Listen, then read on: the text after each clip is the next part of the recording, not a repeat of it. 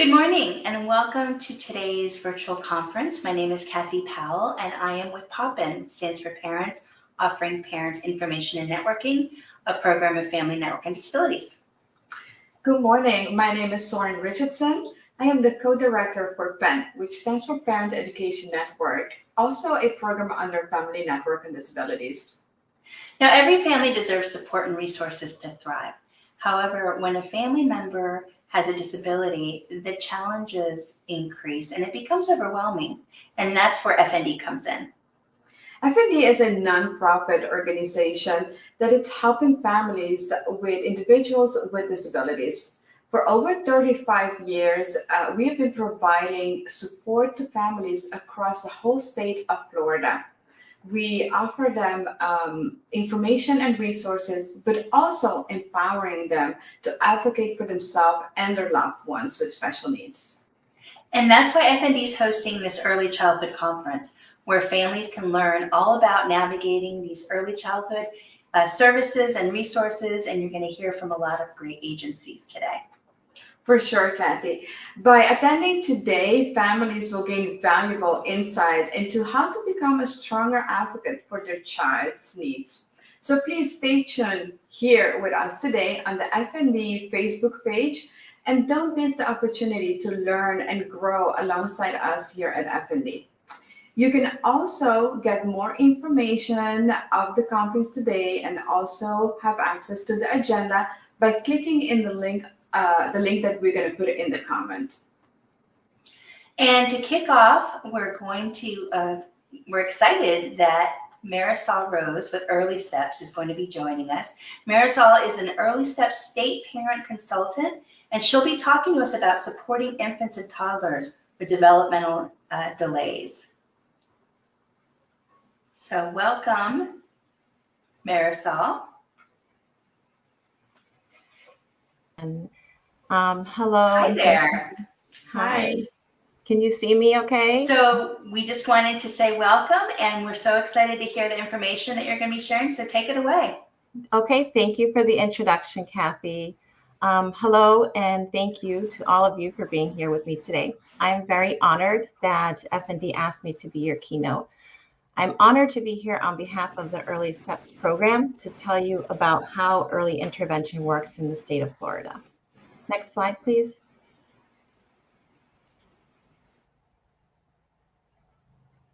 And we could go to the next one. Thank you. Okay. So my name is Marisol. My role is the state parent consultant for the Early Steps State Office. Early Steps is the early intervention program that offers services to children up to the age of 3 who have a disability, a developmental delay, or an at-risk condition, which is a condition that increases the likelihood of having delays.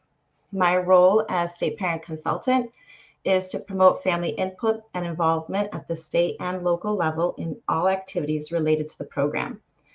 This includes providing technical assistance to family resource specialists, or FRSs, across the state. FRSs represent families in their office. They provide support and education to families, and they offer a parent-to-parent connection. Every office has at least one FRS, and they're all amazing. I'm so excited that you'll be here later on to meet 3 of them. They are all parents of children who either were in Early Steps or would have qualified for services. And that's actually a requirement of their role. And it shows how significant family involvement is to our program. It speaks to the state's understanding of and commitment to engaging families. In fact, it's also a requirement for my position. Think about this. The state realizes how important it is to understand parent perspective, that they hire only parents for these roles. So kind of like the founder of the Hair Club for Men would say, I'm not only an employee, but I'm also a client. I don't know why I like that joke. And I know I totally just dated myself. I'm sorry. I love the 80s. What can I say? But that's always my greatest honor. I'm honored to be here as a parent to represent the interest of my children and my family and beyond. to represent the interest of your children and your family. Next slide, please. Okay. Throughout the presentation, when I say family, I'm speaking to anyone that has an integral role in the care and rearing of the child, which includes parents, siblings, grandparents, step-parents, and any other people that the family identifies. So let's talk about program goals. What Early Steps strives to do. We strive to build family and caregiver confidence and competence, provide services that support children where they live, learn, and play, and expand upon the individual strengths of the family to address developmental concerns. I'm a mommy of two unique individuals. I have a son, Gordon, who is 11, and he has autism. I call him my alphabet soup because he has a lot going on, has always had a lot going on. He has a lot of acronyms. And I have a daughter, Evelyn, who will be turning 7, and she has Down syndrome.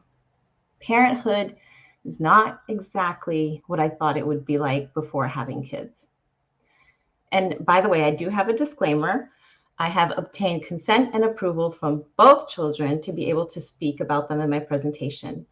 Gordon did stipulate that he wants to be famous. So if you ever meet him in person, please ask him for his autograph.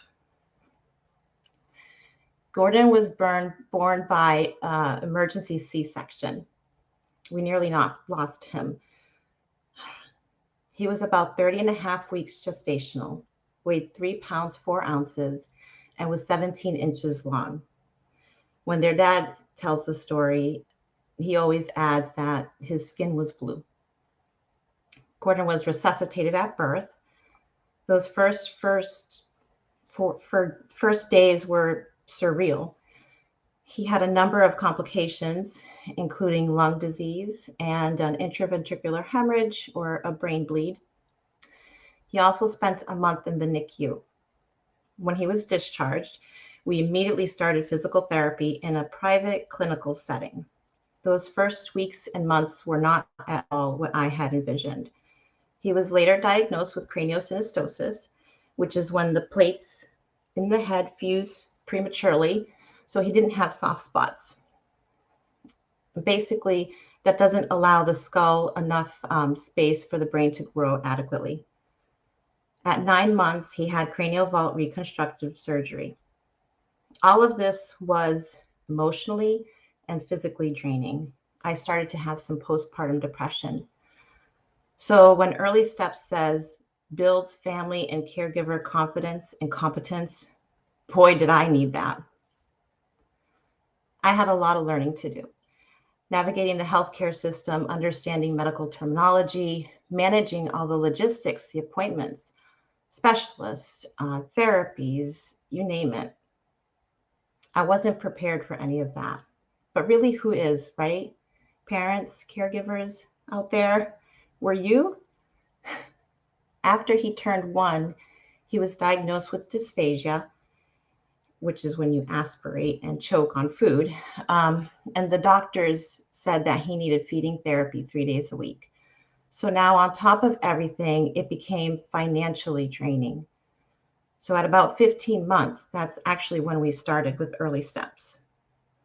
And the services were at our kitchen table, in our living room, at the park. It was amazing. It was a huge weight lifted off my shoulders. Early Steps provides services that support children where they live, learn, and play. And it made so much sense to me. What I learned from our therapists, the strategies that they gave us, they work for us. The strategies fit into our life and into the things that we were already doing. The strategies just became part of our routine. Our therapist was really great at taking what I was doing naturally with Gordon and expanding on it. She expanded upon the individual strengths of my family to address our developmental concerns for Gordon and Evelyn when she was in the program. Even now, our routines have changed, obviously, as the kids get older, but I've learned how to incorporate strategies into our routines. And I still say, this is just how we do things in my house. This is how morning routine looks like. This is our bedtime, mealtime, homework. Actually, not so much homework. I may need to consult with someone on that. It's a struggle. F&D, I might be calling you. Next slide, please. Intervening early is critical. There's been a lot of research done on brain development of children, and what researchers have found is that neural circuits, which create the foundations for learning, behavior, and health, are most flexible during the first years of life, most plastic. From birth, brain volume doubles in the first year of life. Over time, these neural circuits become increasingly difficult to change. Bill Gates has a saying, which I really like: the first 5 years have so much to do with how the next 80 turn out. If you're interested in the science behind brain development, Google the Center for the Developing Child at Harvard University. Like Gordon would say, that's big brain stuff there. There's also been a lot of research on early intervention, and those studies have shown that the benefits stretch far beyond age 3. Early intervention increases language and cognitive skills that contribute to a healthier social development and emotional development. It strengthens the family by helping them gain confidence and competence, being able to better understand and meet the needs of children early and throughout their lives. Early intervention has been shown to improve academic achievement and lessen the need for special education later on.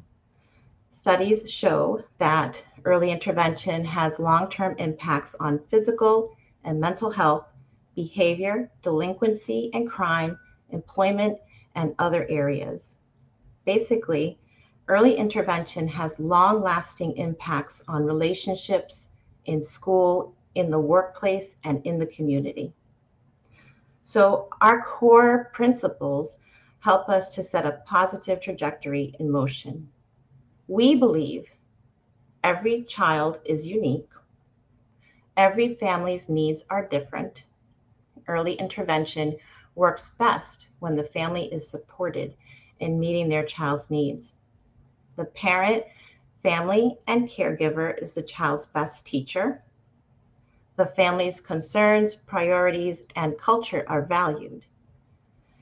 Children learn best in settings that include all children. So when developmental delays or disabilities are identified early, families and early steps providers can work together to help that child thrive. The next few slides are a little bit more technical. Next slide, please. Okay. Early Steps is regulated at the top by federal law, IDEA, or the Individuals with Disabilities Education Act. IDEA has 4 parts. Part C is all about early intervention. Included in Part C is a requirement for the Interagency Coordinating Council. In Florida, that's called FICCIT, Florida Interagency Coordinating Council for Infants and Toddlers.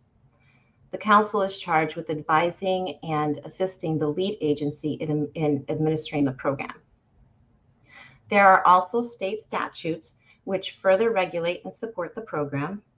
Then there is the lead agency that is appointed to administer the program. In Florida, that's Early Steps Program, part of the Division of Children's Medical Services under the Florida Department of Health. The Early Steps Program is the implementation of early intervention in Part C. This is all kind of boring, I know, but it's important stuff. Let's be real, right? Next slide, please.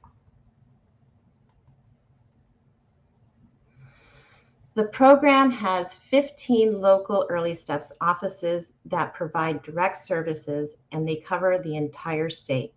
I guarantee that wherever you are in Florida, you have an office that serves your area. Next slide.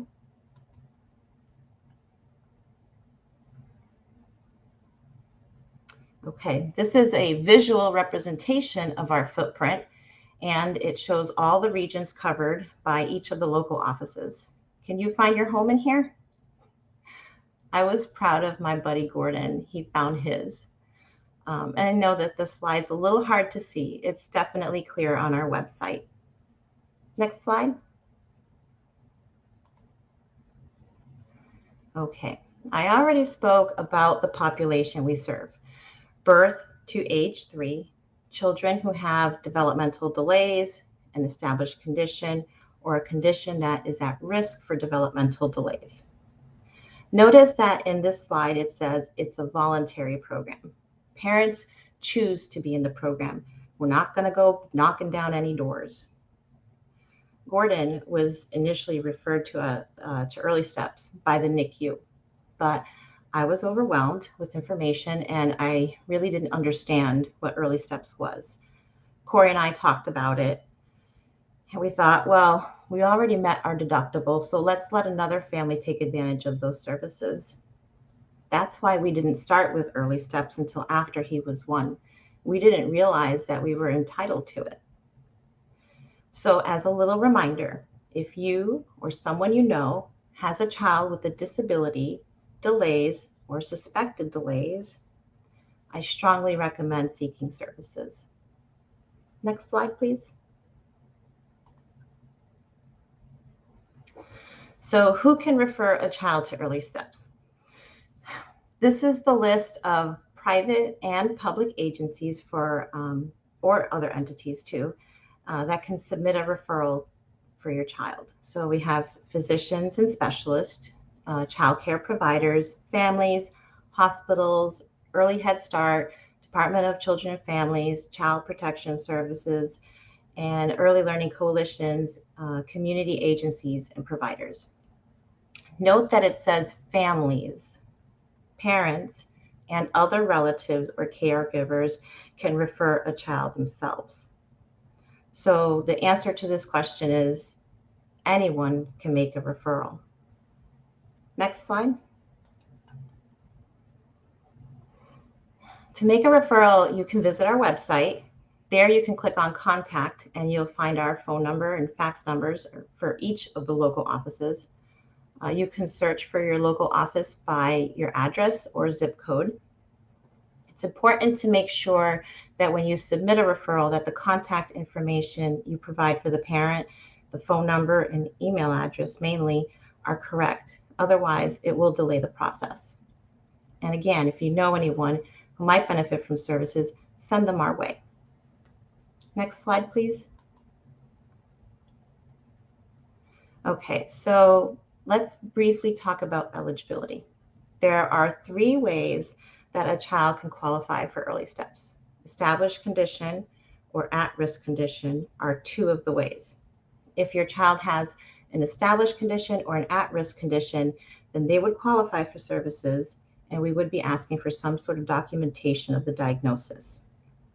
Established conditions can include genetic, metabolic, neurologic disorders, autism spectrum disorder, severe attachment disorders, sensory, including vision and hearing impairment, and a birth weight below 1,200 grams. Children who qualify under the at-risk conditions receive limited services that consist of periodic assessments so that we can catch any delays early if the child starts showing any delays. You can find the list of established conditions and at-risk conditions on our website. The 3rd way is developmental delay. And this process is a little different. With a delay or suspected delay, the service coordinator and at least 2 specialists will be looking to see if there's specific areas where the child is showing delays and to what degree. So there will probably be a lot of questions, especially if you have an infant. They use a standardized test to evaluate the child's development in 5 areas: communication, self-help or adaptive, cognitive, physical, which includes fine and gross motor, vision and hearing, and social and emotional. This process may sound a little intimidating, but it doesn't need to be. I remember our first eligibility meeting. It was at my house, and I didn't know exactly what to expect. I was a little anxious, and I felt like I needed to prepare, and that's my personality. So I cleaned the whole house. I offered the service coordinators and the providers something to eat, water, and coffee. You don't have to do all of that. That has no impact on eligibility. The evaluation itself, a lot of times, looks like fun. The evaluators will usually get down on the ground and play with the child, but they're not just playing. They're observing the way that your child responds to the activities and the requests. So depending on the results, the child may qualify. Another couple of things that you should know about eligibility. The child has to live in Florida, and income is never a factor. There is no income requirement. We will not be asking you any questions about that. Next slide, please. Okay, so going back to the referral. Once the referral is received, someone from the local office will respond within 5 days, usually by phone. The person will provide a brief overview about the program and the process, and they'll gather information from the parent. They might also assign a service coordinator at that time. This is all part of the initial contact. Sometimes it's called the intake process. Basically, it's an introduction. The next step is when your service coordinator first contacts you. Can you guess what this step is called? It's called first contact. Not a very creative name, but it's to the point. And apparently there's some kind of Star Trek movie reference in here, because when I read my notes to my husband, he couldn't stop laughing and making puns. I don't know. During first contact, your service coordinator will share a lot of information about the program and will ask a lot of information about your child and family. They'll ask things like, what are your concerns or reasons for seeking services? Does your child have an established condition or diagnosis? What are your family's routines, resources, priorities? For children who do not have an established condition, you might be asked to do a quick developmental screening to see if there are possible delays. You should also learn about your family resource specialist at this point. And this is also a really good time to get to know each other.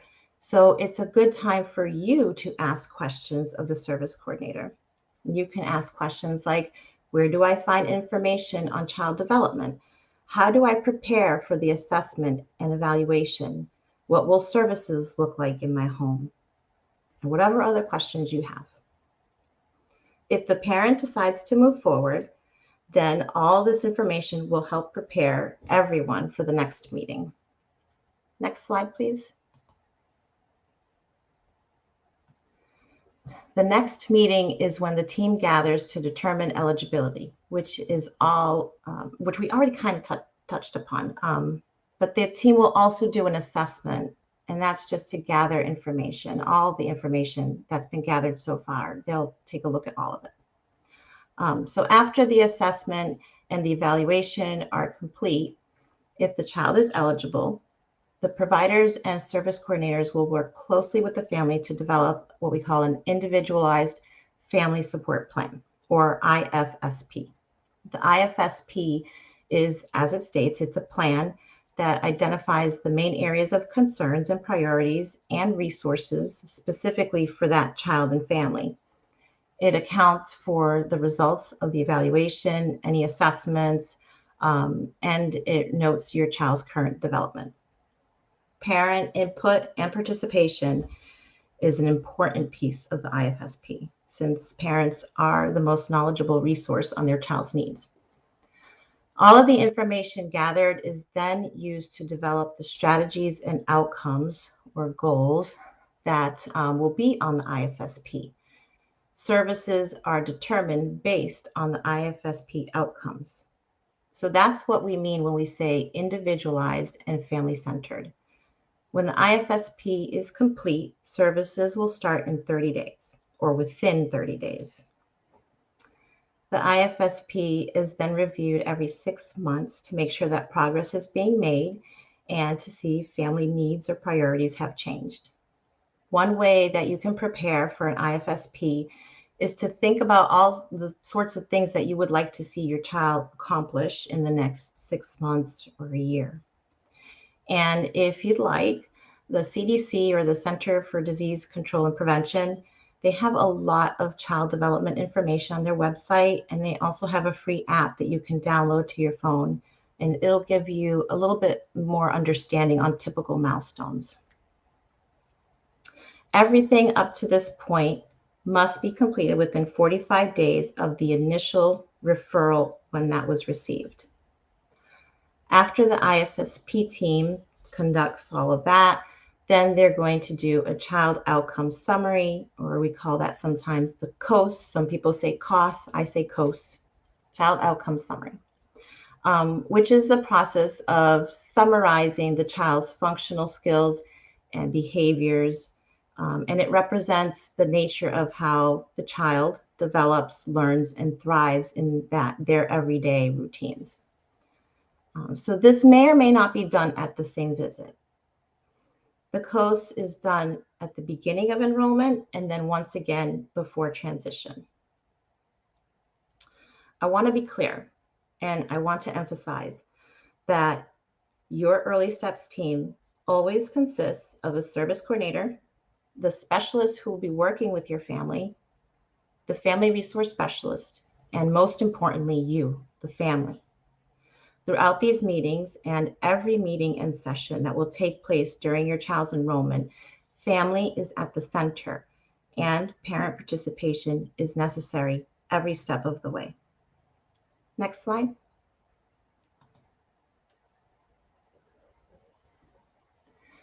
Okay, so now we have all the pieces in place and we can start services. Services can look very different from one family to the next. But they should all take place in the natural environment. The writer Paul Auster said, "Home, it's the place where you don't really have to defend yourself." When your team walks into your home, it should be like they're taking a step into a day or an hour in your life. They're not there to judge, they're there to help. Natural environment is one of the things that makes early intervention services a bit different than traditional services. They take place in the home, the daycare, the community, wherever the child lives, learns, and plays. Being in the natural environment, it's a familiar and comfortable place, which makes learning more natural and meaningful. So don't worry if you've got toys scattered everywhere or mountains of laundry to fold. We get it, and we want it to be natural. Another difference that kind of ties in with this is that we use a coaching model to help caregivers learn how to incorporate therapeutic strategies into activities that they're already doing, that's already taking place. Like diaper changes.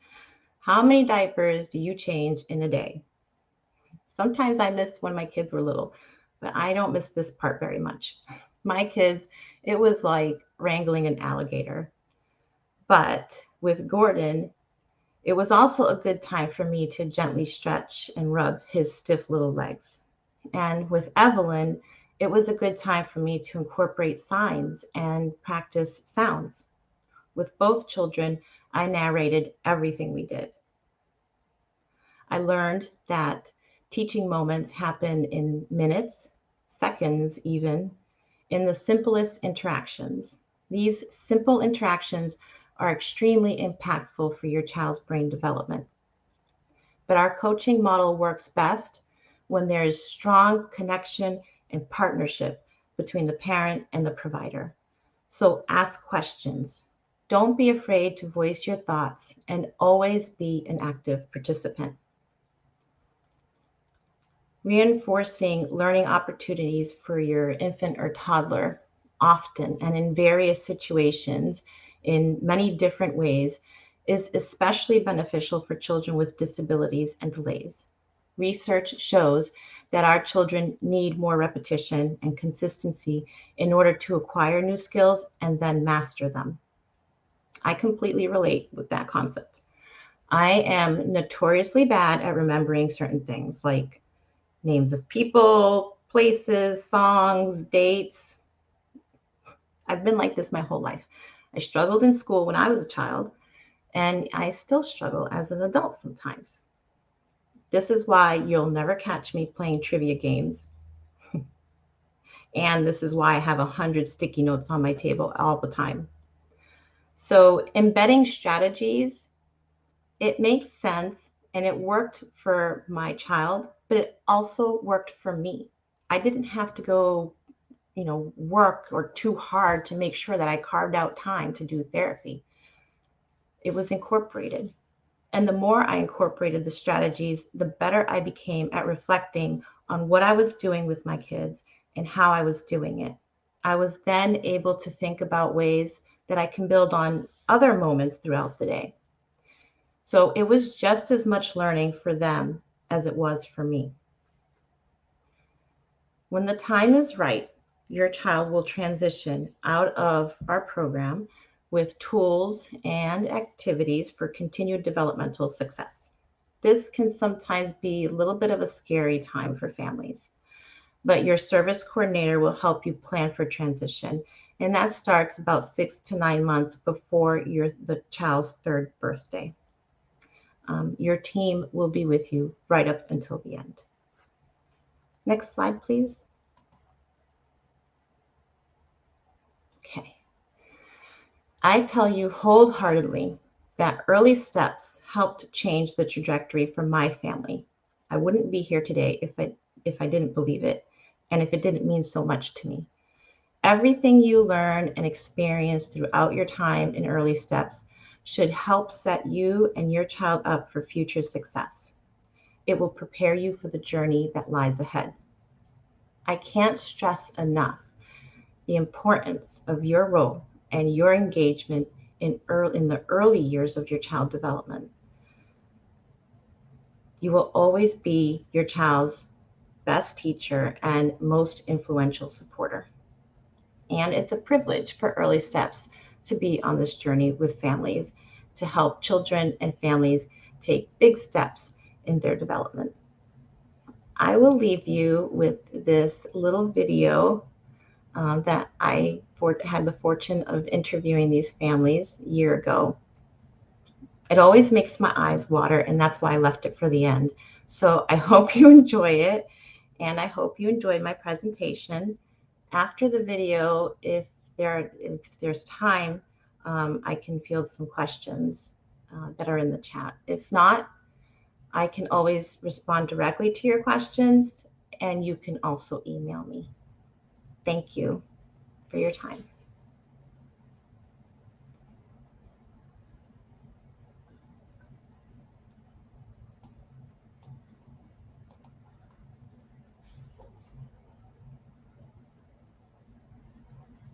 Do you have that video, Kathy?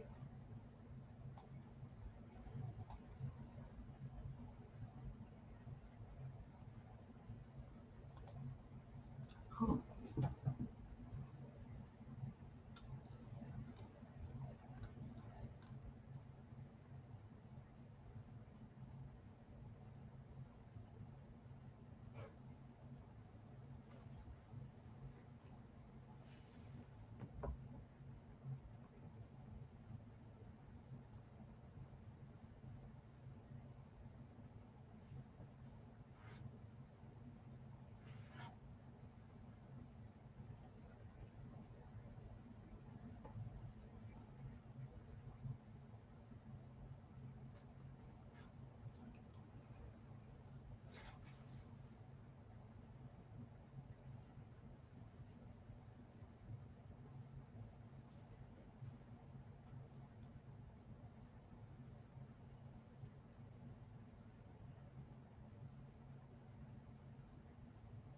Hannah was born with a diagnosis called Dandy Walker syndrome.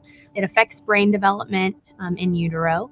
When my daughter was 18 months, she wasn't saying as many words as she should be for her age. Jackson had a birth injury. They thought he would be blind and that he would be deaf. before we started with the Early Steps team, she was significantly behind her classmates and kids her age. And she is almost completely caught back up. Since Early Steps has came into the household, we felt like we have seen a lot of progression in her development and speaking. Now she's talking all day, so it's just amazing to see her progress. Because of Early Steps, Jackson has been able to meet many of his developmental milestones, and we're very grateful for the program. It's nice to know that you do have options. There are people that are there to help you, and that's been the Early Steps team for us.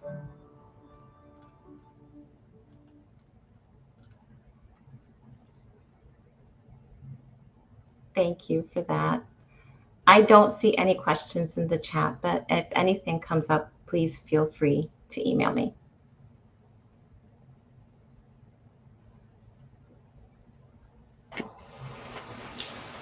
Thank you so much, Marisol, for that wonderful presentation, such great information. You've got lots of comments in the chats for Facebook when we've shared all those wonderful resources as well. So again, thank you. And we'll be sharing this again on YouTube and then embedding it in that document, the SMORE document that has more information about our presenters. So please hang on to that link and we'll repost it again in the next couple of days.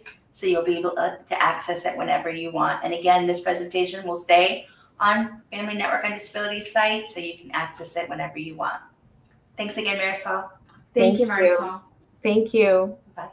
Bye.